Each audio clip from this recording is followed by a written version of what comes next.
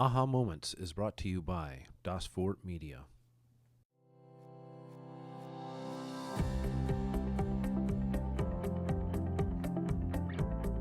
Hi, I'm Alena Chapman, an author of You Can't Escape from a Prison If You Don't Know You're in One. And this is Aha Moments, the moments that you realize awareness and, if you choose to listen, leads you on a journey of growth.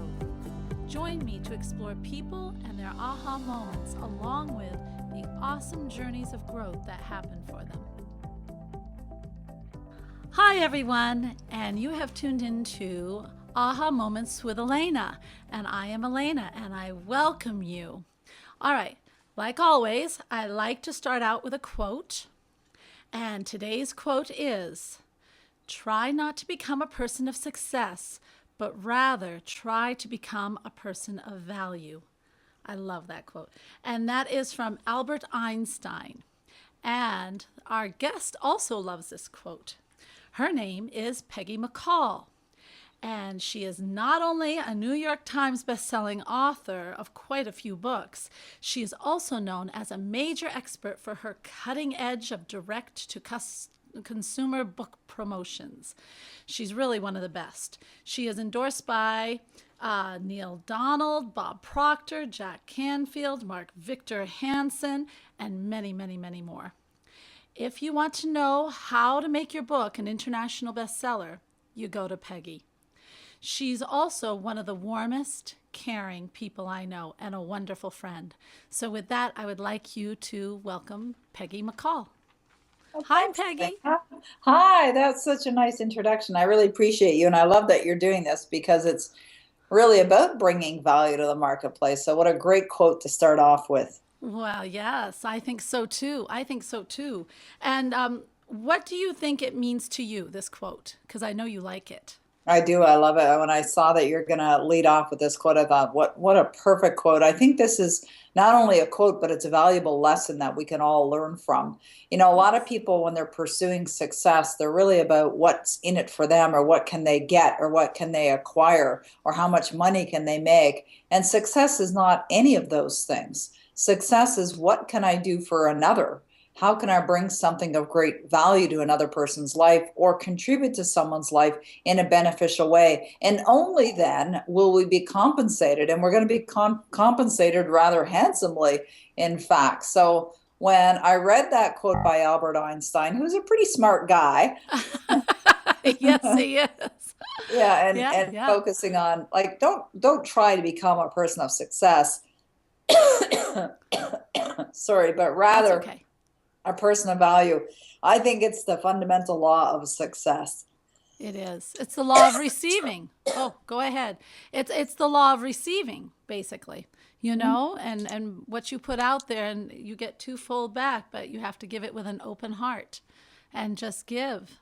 So That's it, exactly. You know, you and I have been blessed to study and connect with a wonderful mentor and friend by the name of Bob Proctor. that's right. And you know, I really believe this is the philosophy that Bob lives his life by. I do too. He's always focused on, how can I bring value? How can I bring greater value? You know, a couple of weeks ago, I was sitting in my family room, and I was, just online looking at some stuff. And Bob just, he saw that I was on, and we're connected on Skype, and he sent me a message, and he says, "Are you working, Peggy?" And I said, "Always." And I wasn't actually. I was surfing the net for real estate, I think. And Yeah. That's and because I'm not always working. It was kind of like a joke. right. And Right. Of I said, "What course. about you, Bob? Are you working?" And he said, "Yeah, I'm working on a presentation." And I said, "Yeah, I think that's probably a good idea. You need to get better at that." And Oh, that's he's funny. he's pretty darn good at it. He's But what was very he good. doing? Bob has delivered, literally thousands of I presentations in know. his career. I And know. here he was working on another presentation on a same subject or similar subject that he's been delivering for years, but always working on, how can I deliver it more effectively, more profoundly, that's going to Yes. make a bigger impact on my audience. That's And right. That's right. that's really what you're talking about here. That's exactly what we're talking about. And then that leads me to your aha moments and what has brought you to your career where you give and give. You're a very warm, wonderful person. So what what are some of the aha moments that have made you who you are? Mm. I love that question. I've had so many, and I think aha moments. I love that you're doing this whole thing around them because they're things that we're having every day. I mean, when Uh-huh. when your email landed in my inbox and you had this quote, it was like, aha. I think I really this is like a formula for success. But I've had some pivotal moments in my life, pivotal aha moments that have really changed the trajectory of where I was going. And one of them was when I was 19 years of age. And at the time, I was an extremely negative person. I don't know if you know anybody like that, but Oh, I would have yes. been the epitome of negative. If you Oh, looked up wow. grumpy and miserable in the dictionary, you Oh, probably would have found my picture. oh, wow. And it wouldn't have been a pretty picture. Oh, So, you know, gosh. I was just so miserable, and everything in my life was miserable. I mean, financially, even at the young age of 19, I had already accumulated debt. I had had relationships that weren't working. I was working for a company, and I was miserable in my job, and I was looking for Mhm. solutions that were outside of the company. And I really felt that my destiny was to live a miserable life, that I must have been one of these beings who came into this earthly plane with the destiny of just being miserable, broke, sick, and, Yeah, yeah. and unhappy. No, there are a lot of people who feel that way now. Yeah. Yeah, so I can believe it. Oh, So so, that was something that I really felt was part of what I felt that was my mission and my purpose on life. And so I was blaming everybody else for my misery. And it wasn't until I was working for this company at the time that hired a speaker, and he was brought in to, and this we're talking 36 years ago. And the speaker was brought in to do what we called a kickoff event. It was January time frame. So the idea was, put everybody in a frame of mind for success, and let's get them right on the right track. And so, when I heard that they had this motivational speaker coming, I was looking for the exit door, yeah. right? Yeah, Just get yeah. me out of here. Like, are you kidding me? That's so Like, just funny. pretty negative. And so, what happened was it was mandatory that we attended this session. So even though I would love to have escaped, I couldn't. So I found my way to the room, and it was like this big ballroom, and there were no seats in the back of the room, which is exactly where I'd be heading. So somebody directed me to the front row. So here I was sitting in the front row, rather Wow. embarrassed. And then the speaker started, and it was Bob Proctor. And Wow. he said these words, which I think you're really going to resonate with, Alena, because this was an aha moment for me. This was a major, major moment in my life that really shifted things. And he quoted Vernon Howard, and he said, "You cannot escape from a prison unless you know you're in one." Ah, yes, that does resonate. Yes, that's the name of my book. So, yes, I understand that totally. Yeah, so like I didn't know that I was in a prison, and not only did I Yeah. not know I was in it, I put myself there. Yes. And frankly, it Oh, wasn't a prison because there wasn't a locked door and somebody else didn't hold the key, and I wasn't right. sentenced to a predetermined length of time. It was just in my own mind. It was something in my own making. My misery in my own making is really what it Yeah. was. Yeah. And then he said, if you want to change, if you want your life to change, you must change. That's right. And I was like, wow, you mean my mother isn't going to be the change, or my boss isn't going to be the change, or my Right. boyfriend's not going to be the change? It's up to me. Yeah. And so that was really an aha moment. And that put me on a brand new path. And it was a path of really seeking to have a deeper level of understanding of why we are the way we are and how to Ah, really fix my own life. That's how I got into personal development. But I didn't study it passively. I studied it aggressively. If Bob said buy a book, I would devour it. If he had audios available for sale, I bought them and I wore them out.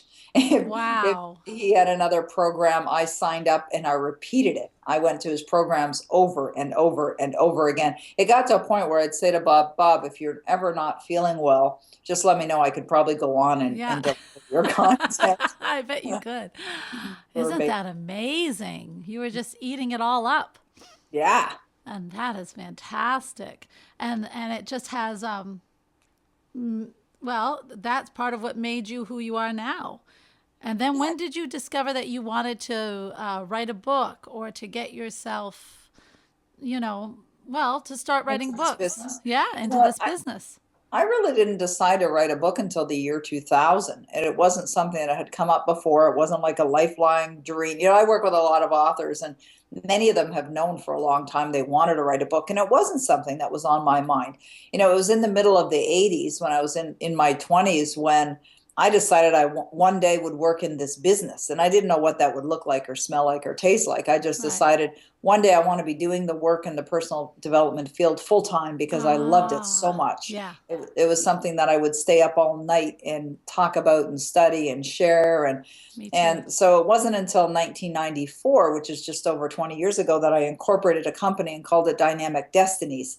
And it was 6 years after that I decided to write a book. And the reason why I decided to write a book, and this was probably I've had a couple aha moments just around the whole book idea, is that when I looked at the books that were available in the marketplace, and this is quite often where authors get ideas, the seed of the idea for a book. When I was looking at what was available, I really found that creating our destiny and creating the life that we love is not that complicated. It really isn't that Mm-mm. complicated. And I found that some of the books that were out there just seemed to be like textbooks and Yes. complicated and too digital, and Yeah. they hurt my head. Yeah.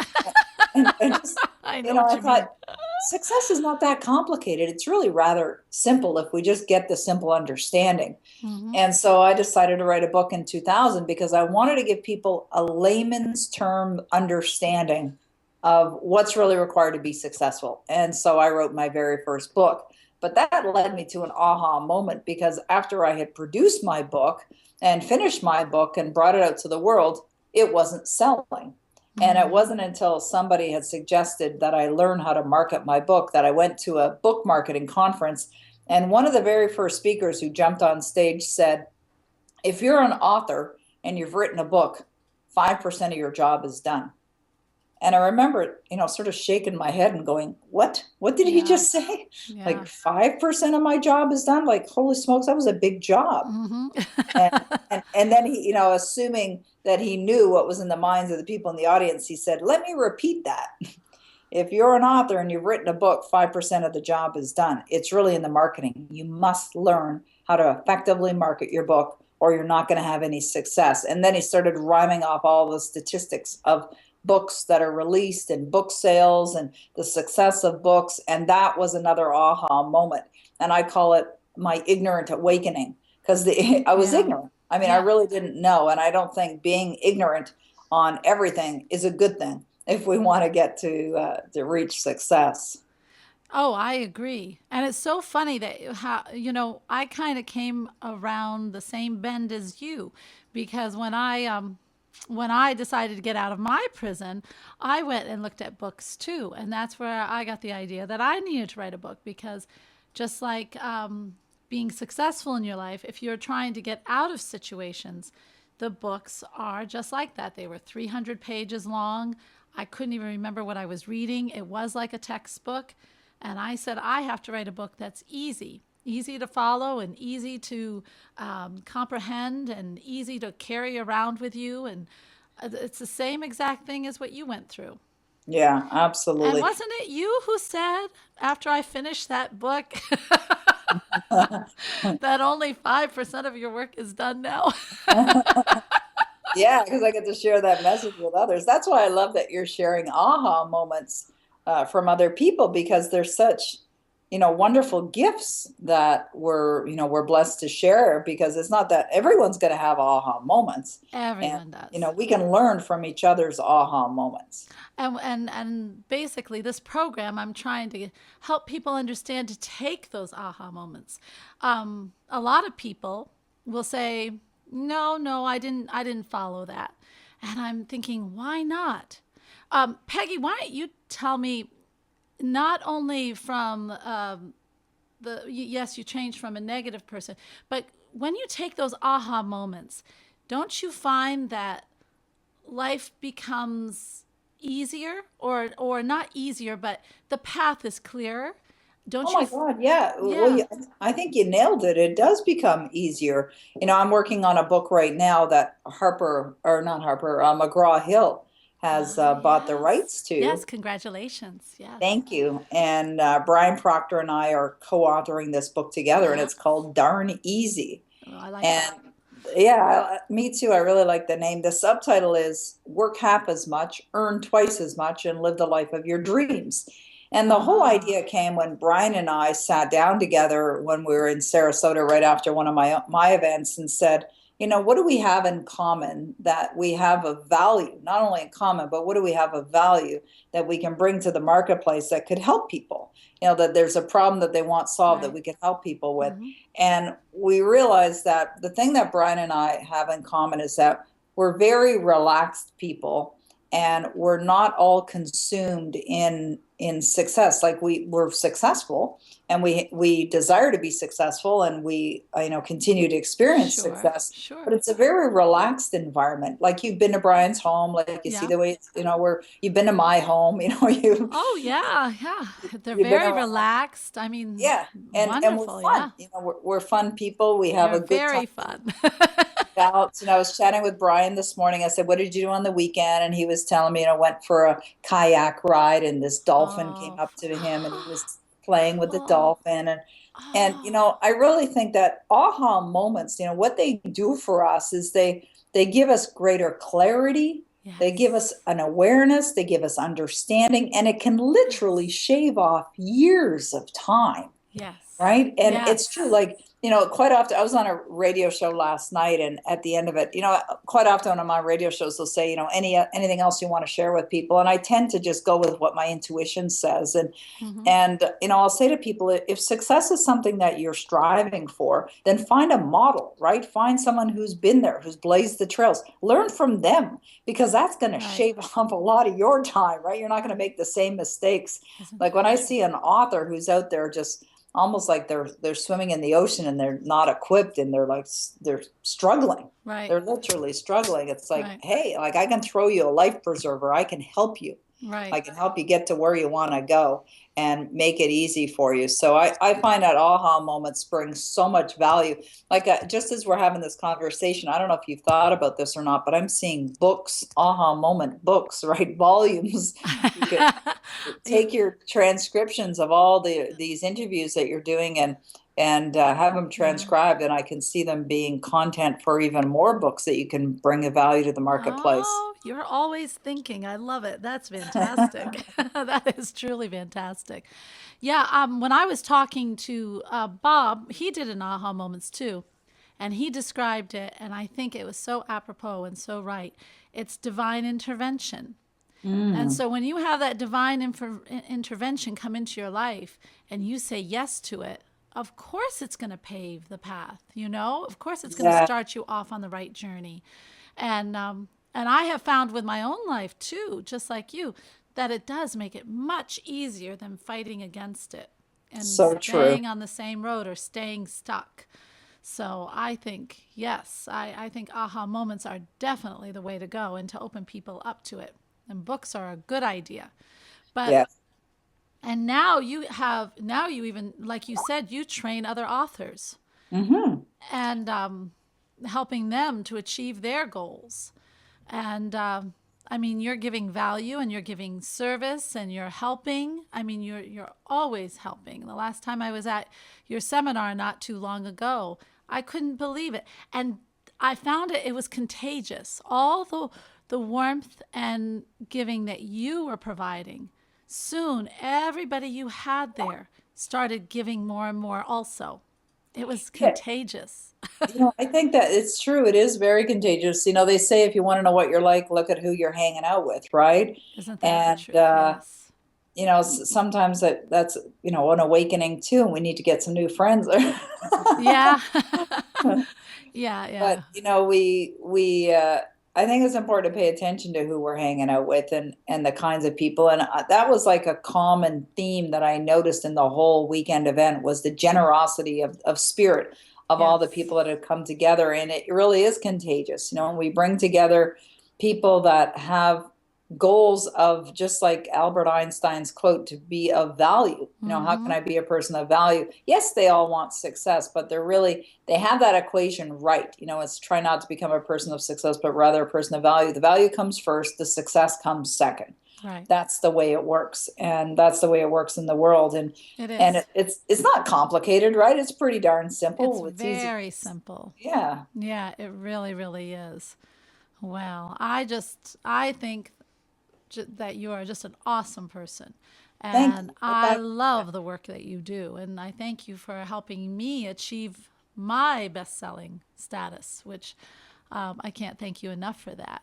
All the guidance you gave me was just phenomenal. But So I don't know. But anyway, and then um, the aha moments that we continue to have. I mean, would be the best advice you would tell people about the aha moment? What to recognize it, how to recognize it, how to, sure. we've both had them, but what is your in on it? I would say that, kind of like what Bob said, divine intervention, that sometimes there's an assumption that aha moments are always pleasant and pleasing and wonderful. And I don't think they are. I don't think they're all wonderful. I'll give you an example of that. When I got married many years ago, my understanding, which I think is pretty much most people's understanding, when they get married, you're married for good, right? Mm-hmm. And so I Yes. got married, and I was in my 30s, early 30s when I got married. And in my mind, I felt like I had waited, right? I had Right. waited, for the right relationship, and got married and then gave birth to my son. And I was like the happiest person in the world. Ah. Just having a baby, it was such a gift, a miracle in Yes. my mind. Mm-hmm. But my marriage wasn't really working. And it's kind of like the more it wasn't working, the harder I tried. It was trying to force Right. a round peg in a square hole. Right. And I remember seeing a movie with Whoopi Goldberg and Ted Danson, and they were in a relationship together, if you can imagine, but it was in the movie. No. And Yeah. Okay. and in the movie, I don't know whether it was Whoopi Goldberg or Ted Danson who said it, but one of them said, "A bird and a fish can fall in love, but where do they live?" Right? And it was really just Oh. sharing that it's not that one was wrong and the other was right. It's just they were different. Right. And that's the way it was with my first husband, Charles. We were just different. We just didn't belong together. We just Right. weren't a good fit. And so, we had finally decided that we needed to, change the form of our relationship, which was marriage, and change it into divorce. But it was really painful for me. It Yeah. was really Yeah. painful. And, because I had married forever, and, it was my most Yeah. painful experience, but it was my greatest learning experience. And my aha moment in that marriage breakup was, there was a deep rooted belief that I had. And the deep rooted belief that I had is that I wasn't worthy of love. Oh, wow. And I didn't Yeah. realize it until the marriage unraveled. And then it was an aha moment, going like, oh my goodness. Yes. Like, there's, Bob had said many years ago, it only takes a little bit of poison to kill. Oh, wow. I have never heard him say that. Wow. Yeah, and that was the poison. The Yeah. poison that I had in the relationship was that I didn't feel I was worthy of love. You see, as a child, I grew up in Wow. an abusive home, and so in abusive home, I was never told. Sure. I was never told. My parents never said I love you, and Oh. there was no hugging. There was no, oh, have a nice day, honey. Like, no terms of endearment. Like, just things like, Yeah. getting whippings, and you're a brat. Oh. Who do you think you are? And it was just anger, Oh, Peggy. hostility. And it wasn't only anger and hostility from my parents, it was with my siblings too, like with my brothers and my sister. Oh. And it was just an awful environment. So when, and Yeah. that's part of why I was so miserable as a teenager. So when I Sure. got into this relationship where somebody loved me, Right. there was a belief that was sort of under the surface, that was, who the hell are you to be loved? You're not Right. worth love. Right. So I sabotaged the relationship Yeah. to some degree. And so the aha moment in that was probably one of the biggest aha moments I've ever had in my Humongous. life. Oh my gosh. Yeah. That aha moment changed that, well, a paradigm or a very strong belief. Once you Right. recognize it, you can start changing it. And Yeah. that's phenomenal. That's phenomenal. And now, I mean, you've seen me with my husband, like, I've attracted the Oh, most yeah. wonderful man into my life. I'm deeply in love. We've been together more than 10 years now. And Wow. I'm Yes. happy, happy. It gets better and better every day. I love him. He's a wonderful man. He Oh, loves me. I know I'm loved. I know I'm worthy of love. He's yeah. loving. And one time I asked him, I said, honey, what is it that you love most about me? And he says, I love how much you appreciate me. And Ah, he says, well, there's lots of things, but that one I really appreciated. And I really, really, really do appreciate him. But that, and even asking him that question was another aha moment, because I realized that part of people's dissatisfaction in relationships is because they don't feel they're appreciated. exactly. Right? Exactly. In fact, yeah, in fact, that's one of the biggest things in relationships. Why people turn to other people. They don't Yeah. they say they don't feel appreciated, they don't feel loved, they don't feel valued in their relationship. So Hmm. yeah, that's a very nice compliment. And look at how and it's true, sometimes the aha moments might be very painful and it's kind of forcing us to go one way, but the things, if we go with it and heal and learn, look what the life we can create, you So know? true. So true. Take the, what is it, from something bad, we learn from it, take the good from it, learn from it, and let it go. And That's that's it. what you did. And look at the life you have now.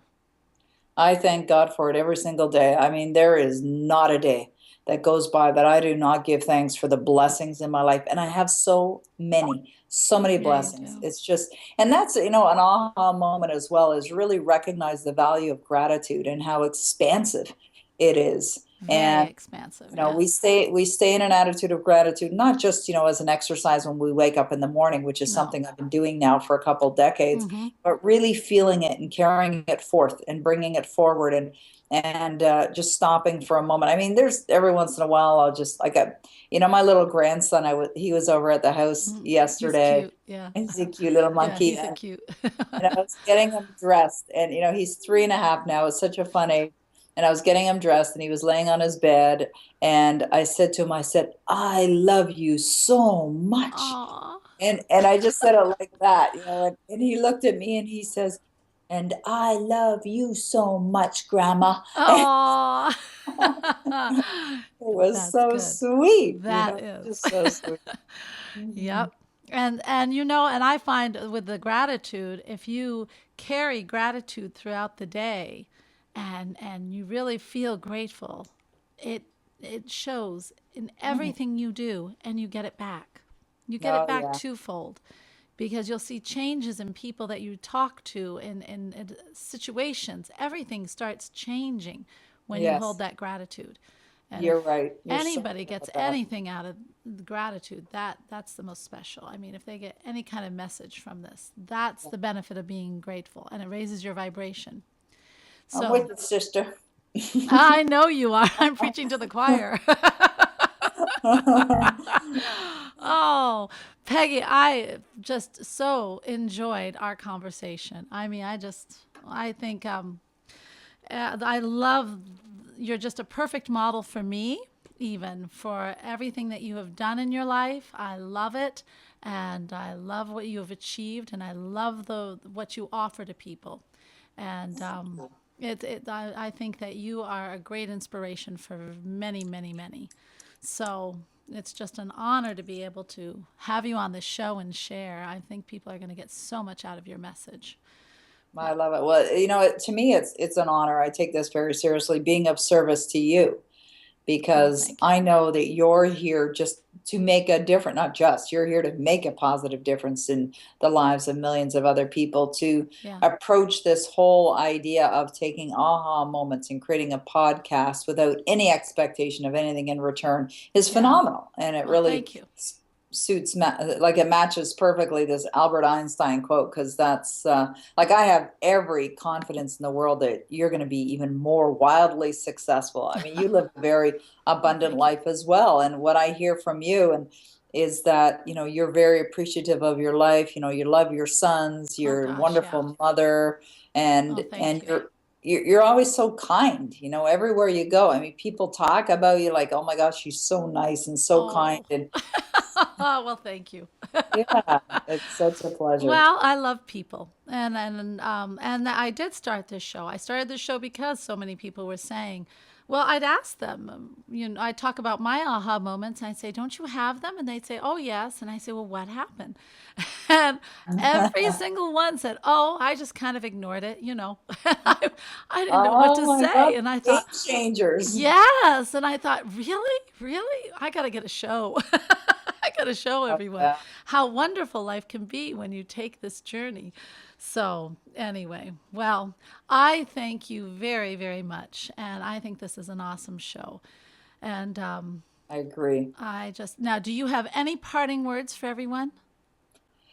I would say that what I would recommend for everyone that's listening to this is if you care about another person, tell them about these podcasts and share them with your friends. Oh, yeah. Another aha moment that I've had in my career is that it was something I learned from Neil Donald Walsh, who actually wrote the foreword for my book, Your Destiny Switch. And he said the following. He said, if there's something that you want for yourself, cause another person to experience it. And I remember thinking to myself, what does that really mean? And what he meant by that is if you want to have more love in your life, cause another one person to have more love. If you want to have more success in your life, cause another person to have more success. Yeah. And so for anyone who's listening to this, my recommendation is share this. Share this with other people because it will bring good back to you. That's not why you do it, but it will bring good back to you. Plus, we can help spread the word of the Aha Moments by Alena Chapman. Yes, and hopefully help more people take their aha moments and change their lives for the better, which is the object of the game. Ah, Absolutely. thank you, Peggy, very, very much. My pleasure, Alena. I really appreciate you. And everyone, I hope you have enjoyed Aha Moments. I certainly have. And if you want to learn more about Alena Chapman, you go to alenachapman.com for my website. And Peggy McColl. Peggy, how should they learn more about you if they're interested and want to write a book? Well, thank you very much. Just go to peggymccoll.com, PEGGYMCCOLL.com. Make it an awesome day, everyone, and follow your aha moments. Thank you. You can learn more about me by visiting alenachapman.com or follow me on Facebook, Twitter, or Instagram.